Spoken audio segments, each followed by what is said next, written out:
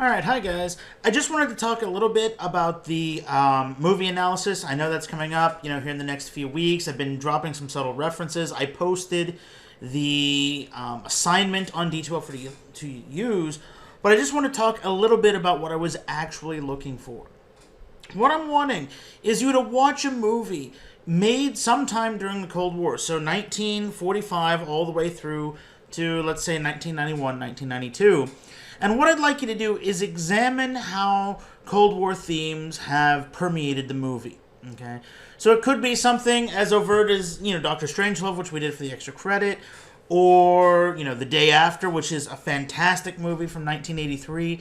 One we're actually going to be talking about in the course. For those of you that have already read The Dead Hand, Hoffman actually directly mentions it several times. For those, it's a pretty bit easy what I would be looking for with regard to source material. So the idea of, okay, what I would like you to do is, find sources talking about, nuclear preparation. How does what the movie shows, how does that fit in with what's really going on at the time? Or how do these fears we're seeing, how does that go on, fit in with what we're talking about at the time? The majority of the paper needs to be an analysis of the movie. I want the sources there, because in some cases, what you're going to see is, if you don't do something as overt as a nuclear disaster film, but something more subtle, it's infinitely better to try to find a source talking about what's going on at the time. And so with movies that I'm thinking of off the top of my head, 1960, John Wayne's The Alamo, or The 300 Spartans. Never mind, this is Sparta, but instead the whole movie, in the case of The 300 Spartans, is about the need for all of the Greek peoples to band together. They talk about freedom all the time. They refer to the Persians as hordes. They often talk about the Persians being slaves. And while it's a little bit true as to what the Greco-Persian wars of the 5th century BC would have actually been, if you dig a little deeper, what you're going to notice is you could easily take this as Cold War propaganda. NATO and the UN have become all the various Greek city-states. The United States is now playing the role of probably, Athens, in the sense of, okay, we're probably, Demosthenes going around trying to get all of these guys together. Or this idea of, we need military buildup, espoused now through the Spartans, and we all have to unify to stop the slaves, which represent the communists. So in that case, what I would like for you to do is find a source about stuff going on in the 1960s, and then talk about, okay, what are the events going on when this movie is made, and then can we see these traits within the actual movie? In many cases, you might not have to get an actual outside source. Understand, many of the books that we have for this course are going to be suitable. If you're doing The Day After, by all means, use The Dead Hand. That's the nuclear crisis of the 1980s. That's exactly what I would be looking for. Feel free to use Gaddis's book.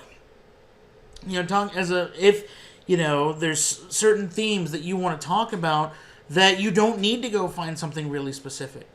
But if you do want to find really specific, what I encourage you to do is to go here. So library.okstate.edu, and click here for the BOSS system, the BOSS system, if I can find my mouse pointer, and you can search whatever you might want to your heart's desire. So it could be something like, let's find a Cold War movie. It's 1993, but I'll still allow it because I love... Actually, no, let's go on. We talked about in the syllabus. Though I was going to say I will allow Hunt for Red October. I am a huge Tom Clancy nerd from way back when, so by all means feel free to include that. And I should also mention, books are fine as well. These need not specifically be movies. For books, I think the best one I can recommend is The Last Babylon, my favorite Cold War era novel. But let's say you're going to do Star Trek VI, okay, The Undiscovered Country, one of my favorite Star Trek movies. Well, what's it about? I mean, obviously, okay, not to spoil it for any non-Trekkies out there, but the premise of the movie is that there's been a catastrophic event in the Klingon Empire, and now the Klingons, the longtime enemy of the Federation, the long time, all the way back since 1966 when the series first debuted, now finally have to seek a peace. They finally realize they can no longer fight the Federation. And so the Federation's like, okay, we'll make peace overtures. We'll try to do this. And you get a meeting between, William Shatner, which it's his birthday today, so Captain Kirk, and the Chancellor of the Klingon Empire, a Chancellor Gorkon.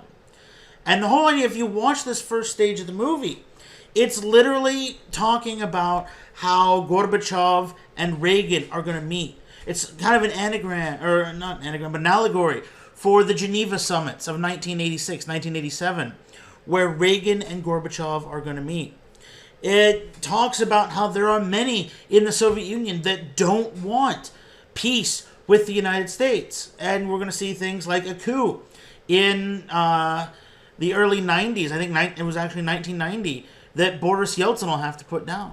Well, that's expressed through the movie as a Klingon faction assassinates Gorkon and then tries to provoke a war between the Federations and the Klingons because they're like, no, we cannot have any sort of peace.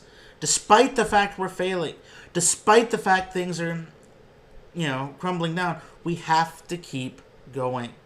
And so what I would recommend is if you watch a movie, in this case, Star Trek VI, and you see some things, these sound like Cold War concepts, then what I encourage you to do, if our textbooks don't have enough stuff, then look at, do some research, find out what's going on in that era, in that year, in that decade that might have influenced the movie.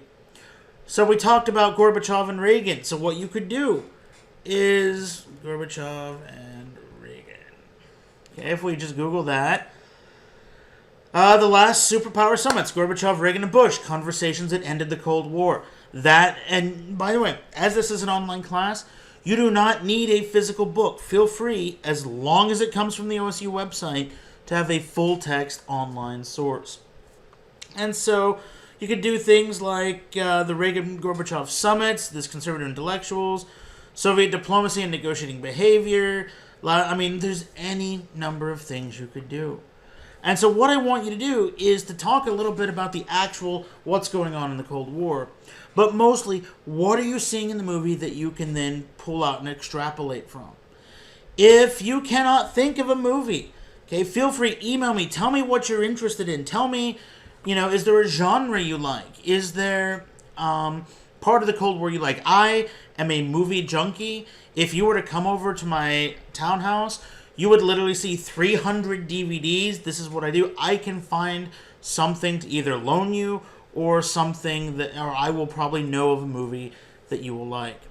If need be, we can maybe even have another movie night. I've actually been toying with doing that for the day after, simply because it's such a pivotal movie in 1983. We'll see. I don't know. But have fun with this assignment. Don't stress out about it. Don't worry about it. Have fun with this. I want to see what you guys can come up with. So don't necessarily go for the low-hanging fruit of the obvious, which if you want to, that's fine.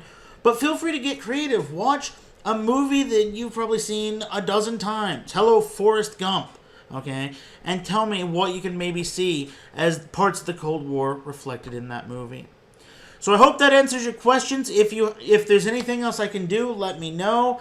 What I would like is if just sometime within the next week or so, if you could tell me what movie you want to do. I just want to know that you're thinking about this. You probably heard the story before if you've taken one of my classes. But my best example of ever writing a history paper in college, I was a junior. It was U.S. 1877 to 1920. And what happened was I, got all my research. I'm good to go, ready to write the paper. I've got a weekend to do it. It's due 10 a.m. Monday. And my best friend's boyfriend broke up with her. And it became my responsibility to deal with this. So at 2 p.m. on Sunday, less than 12 hours to go, I got stoned on Red Bull and pulled a paper out of my ass. I'm not sure how I did it, and it was from my advisor, which made it even worse, but I managed to do it. I want you guys to be a little bit better than that. At least take till 4 days before. But seriously, go ahead, start thinking about it now. If there's anything I can help with, please let me know. And now, just because, since we're not talking about, the sadness of the Vietnam War, I'm going to tell a really bad, awful, horrible, no good Cold War joke. And that's simply this. I, myself, don't understand why the Soviets thought communism was any good. There were red flags all over the place. They should have known. And on that note, I will see you in the next lecture tomorrow. Bye-bye, guys.